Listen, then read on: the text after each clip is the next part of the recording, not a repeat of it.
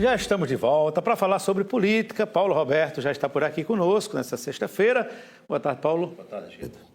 Estamos ainda abalados com a morte do nosso amigo telespectador Dinho, lá do Bananal, e eu fiz questão de combinar aqui com a Anchieta, com a produção, ontem não deu tempo, a gente mostrar uma fotografia do Dinho, porque a gente fala os galegos do Bananal, todo mundo que frequenta sabe, aí está a fotografia dele, mas é difícil você identificar por nome, né? Marconi é o mais conhecido, está sempre ali, mas tem os outros irmãos todos, Ailton, Dinho, Cícero, a turma toda. Então, Dinho é esse aí.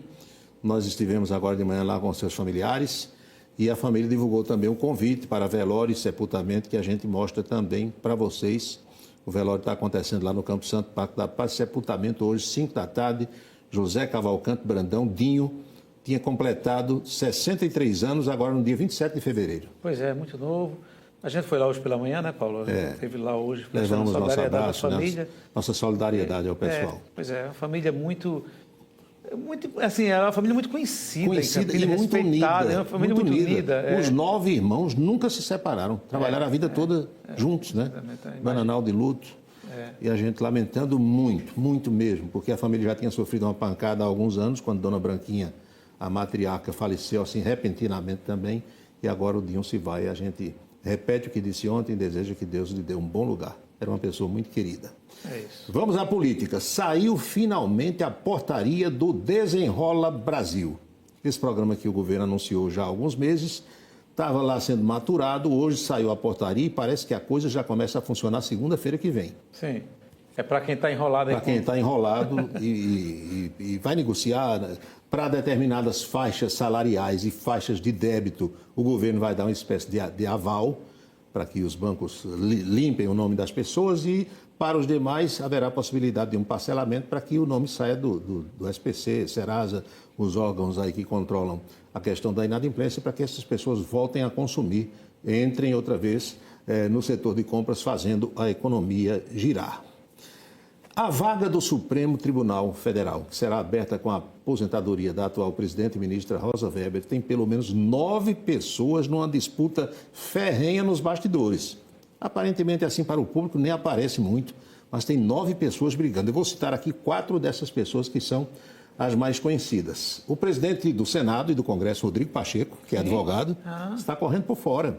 Bruno Dantas, que é o presidente do Tribunal de Contas da União, jovem, transita bem, na sabatina do Zanin, ele foi um dos primeiros a chegar, está por ali colado em todo mundo, porque se, por exemplo, o Bruno for escolhido, abre vaga no Tribunal de Contas e aí vai precisar de mais uma nomeação, você sabe que tudo isso passa por uma conjuntura. Benedito Gonçalves, o ministro relator, corregedor, melhor dizendo, lá do TSE e que pertence ao STJ, homem negro, e há esse desejo da comunidade afrodescendente para que Lula escolha um negro, e ainda tem um nome fortíssimo do ministro da Justiça, Flávio Dino. Parece que, inclusive, é o preferido de Alexandre de Moraes. Alexandre, tem outros lá dentro do Supremo que estão advogando essa tese, porque curioso é o seguinte, Flávio Dino saiu da toga para entrar na política, ele era juiz federal. E agora pode sair da política para voltar à toga. Você vê as voltas que o mundo dá, né? É verdade. Tem entre esses 9 nomes, essas 9 pessoas, tem pelo menos 2 mulheres que também estão na disputa. Tem toda uma pressão para Lula, já que está saindo uma mulher, escolher uma mulher. Ele diz que não tem esse compromisso e que será uma escolha pessoal e que só vai definir essa questão no tempo certo. Repercute no país inteiro a fala do ministro do Supremo Tribunal Federal, Luiz Roberto Barroso. Foi anteontem, nesse congresso da UNE, que está acontecendo em Brasília. O ministro já foi presidente da UNE, em priscas eras, e agora deu essa pisada na bola, falando para os estudantes. Ele se empolgou. Vamos ouvir o que ele disse? Para que temos uma fala dele lá no discurso. Vamos ouvir, Sinaldo, por gentileza. Com a energia renovada, pela concordância e pela discordância, porque essa é a democracia que nós conquistamos. Nós derrotamos a censura, nós derrotamos a tortura, nós derrotamos o bolsonarismo para permitir a democracia e a manifestação livre de todas as pessoas. Eu saio daqui com a energia renovada, pela pela concordância e pela discordância, porque essa é a democracia que nós conquistamos. Nós derrotamos a censura, nós derrotamos a tortura, nós derrotamos o bolsonarismo para permitir a democracia e a manifestação livre de todas as pessoas. Isso dito por qualquer pessoa, por qualquer militante político, por qualquer eleitor, seria a coisa mais normal do mundo. Agora, isso sair da boca de um ministro do Supremo Tribunal Federal, nós derrotamos a censura, nós derrotamos o bolsonarismo. E que, na verdade, Paulo, ministro do Supremo não é para estar falando... Primeiro, não é nem para estar nesses lugares. Anchieta, nem juiz. Eu conheço vários juízes aqui do Tribunal de Justiça do Estado da Paraíba, como você conhece também, e eu converso com vários deles, não vou dizer o nome de nenhum aqui por motivos óbvios, mas todos eles dizem o que é que está passando na cabeça de alguns ministros da nossa alta corte de justiça. Imagine se o ministro Barroso tiver que julgar Bolsonaro em algum caso mais tarde do processo. Que isenção esse homem terá? A repercussão foi tão ruim, eu até coloco hoje no blog camisa10.net.br 2 postagens do ministro no dia seguinte, ou seja, no dia de ontem, mas uma das reações que a gente fez questão de trazer para a coluna política de hoje foi a reação do senador Rodrigo Pacheco, que é o presidente do Senado e do Congresso, que, aliás, é quem pode empichar ministro do Supremo. Preste atenção no que disse o senador, por favor. O ministro do Supremo Tribunal Federal, evidentemente, deve se ater ao seu cumprimento constitucional de julgar aquilo que é demandado. Então, a presença do ministro num evento de natureza política, com uma fala de natureza política, é algo que reputo infeliz, inadequado, inoportuno, e o que espero é que haja, por parte do ministro Luiz Roberto Barroso, uma reflexão em relação a isso, eventualmente uma retratação no alto da sua cadeira de ministro do Supremo Tribunal Federal e prestes a assumir a presidência da Suprema Corte. Nós estamos num esforço muito grande no Brasil de conciliação, de pacificação, de acabar com o ódio e com as divisões. Nós temos exercido isso no dia a dia para que a gente possa ter um país próspero, repito, com menos intolerância, com mais amor, com mais compreensão, e cada qual tem que cumprir o seu papel e se esforçar conjuntamente para que isso aconteça no nosso país. Ouviu aí? Infeliz, inadequada e inoportuna a fala do ministro. Se o senador não disser mais nada esse ano, ele já disse o que tinha de dizer. E ele fez a ressalva aí que eu ia fazer agora, mas ouvi da boca dele. Barroso vai ser presidente do Supremo Tribunal Federal. Pois é. Nos próximos meses. É importante que ele faça uma retratação Saiu política. ontem 2 postagens, saíram 2 postagens, mas não dizem muita coisa não. Se bem que eu sei que depois que você está... Eu não quis dizer isso, entendeu? É muito complicado. O fato é que Pegou tem mal. ministro falando demais. Pegou mal. Pegou muito mal. Fazendo o que não deve. Não, mas aí chega um que defende o ministro Barroso diante dessa fala. Diz, não, mas no governo Bolsonaro, o ministro Pazuello, que era um militar da ativa, subiu num palanque também. Se alguém erra, você vai errar também? Quer dizer, um erro não justifica o outro. Você às vezes já criticou aquele erro. Então, aí agora vai fazer pior? Não dá. O presidente Lula está agora numa solenidade no Palácio do Planalto, reativando o programa Mais Médicos. Vamos à agenda do presidente da República, resumida hoje, viu? Dona Janja pediu para resumir. Sexta, né? Sexta. Às 9 horas ele se reuniu com Rui Costa da Casa Civil, Fernando Haddad da Fazenda, a ministra Esther Dweck da Gestão, Inovação e Serviços Públicos e Alexandre Padilha. A reunião com os chamados ministros da Casa para tratar de algumas questões, um resumo da semana, etc. e tal.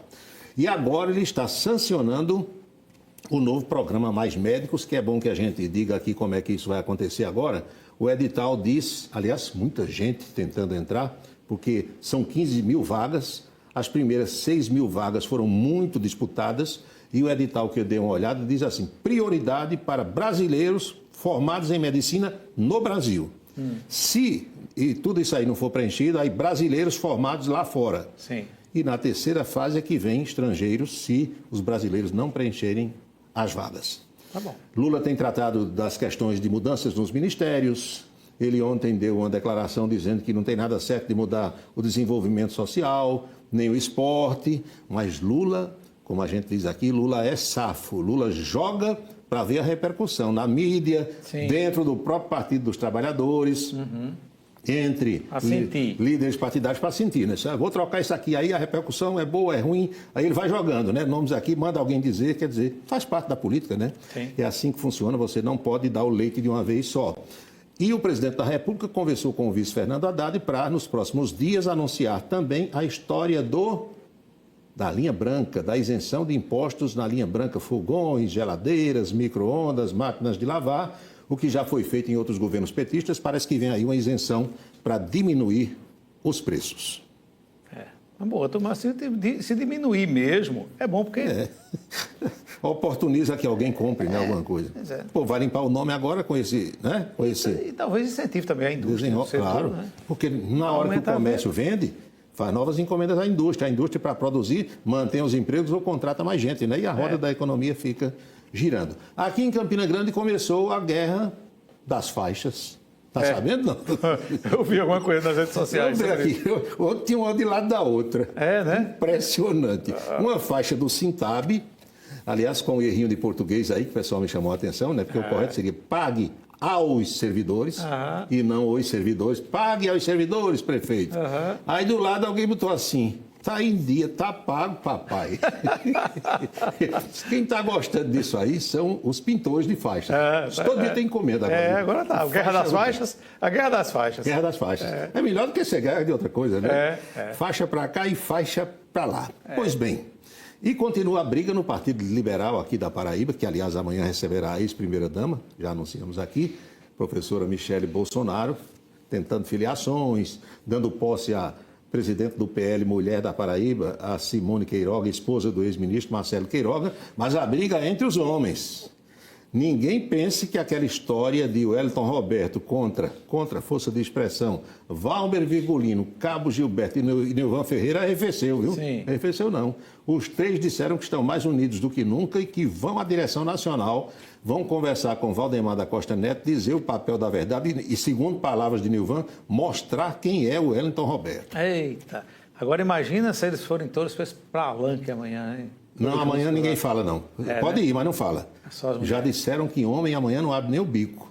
Vão botar uma moça para ser a mestre de cerimônia, porque nem isso o homem vai fazer amanhã, nesse evento do PL Mulher. E para a gente concluir, o governador em exercício, Lucas Ribeiro, visita hoje algumas obras do governo do estado, aqui em Campina Grande, e fará a entrega de um novo posto do Detran. E ao tempo em que a prefeitura anunciou aí a abertura dessa clínica, né, para tratar dos autistas, aí Lucas Ribeiro responde visitando a instituição que já atende autistas lá no bairro do Alto Branco. Então, vem marcar presença aqui na Rainha da Borborema, que é a sua terra, afinal das contas, né? É isso. Boca maldita de hoje. Vamos embora, na sexta. Calçadão da Cardoso Vieira. E essa ideia de cobrar uma taxa de quem usa a internet? Eita, aí é dinheiro demais. Surgiu essa ideia, aliás, do novo ministro do Gabinete de Segurança Institucional, o Marco Antônio Amaro. Lula já havia chamado os ministros e passado um pito lá naquela reunião, disse: olha, quem tiver uma ideia, não anuncie na imprensa antes de falar com a gente. É bem verdade que o ministro não anunciou, mas vazou para a imprensa que a ideia é do GSI, do Gabinete de Segurança Institucional, de cobrar uma taxa de todos nós que usamos a internet para criar uma agência exatamente que vai cuidar dessa coisa de internet, entendeu? De cyber invasões, etc. e tal. Eu acho que o brasileiro não aguenta mais. Não dá certo, né? Lula hoje já admitiu, mas admite esse negócio aí que eu não estou sabendo de nada. Não sei nada. Eita, meu amigo. Pois é, Chico. Até segunda-feira. Bom fim de semana, até segunda, né? Isso aí. Paulo Roberto conosco ao vivo. Mudando de assunto, foi inaugurada ontem a Clínica Escola do Autismo no bairro do Alto Branco. O serviço municipal